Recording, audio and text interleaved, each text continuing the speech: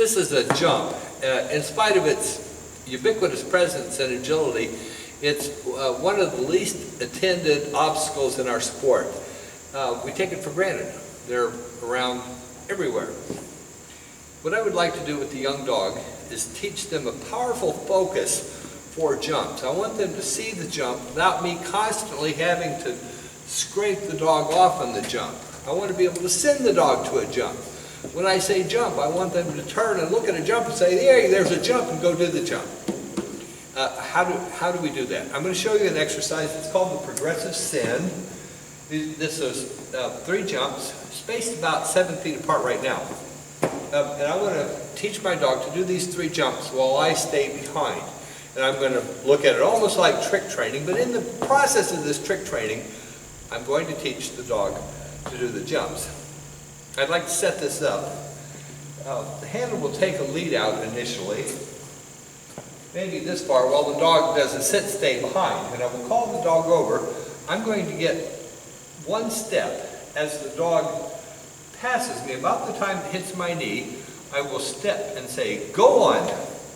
So what I actually say to the dog, now watch, this is sit, stay. I walk away, take a position, call the dog, "Okay, jump, go on."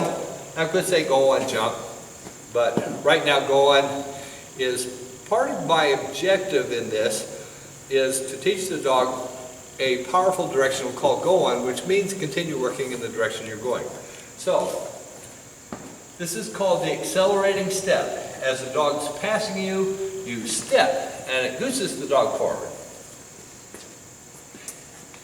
The handler must also face in the direction of the send. How do we know what direction we're facing? I'm going to show you this trick with a jump bar. If I press the jump bars against my shoulders, a line perpendicular to the center of the jump bar will tell the dog what I am facing, what has my interest, where my focus is. So watch. Right now, I'm giving a line to that jump. There are several things that disturb the set of this bar. For example, if I were to use my counter arm as my lead, you see now the bar is all wrong. My shoulders are facing the wrong direction. So I should always use my inside arm because that allows me to keep my shoulders straight. There's another error that people make when they're making a send, and that is leading with the inside foot. If I lead with the inside foot, what often happens is my offside, my counterside foot, actually turns away and it draws my shoulder facing the wrong direction. So I should always point with my offside foot. It actually doesn't have to lead.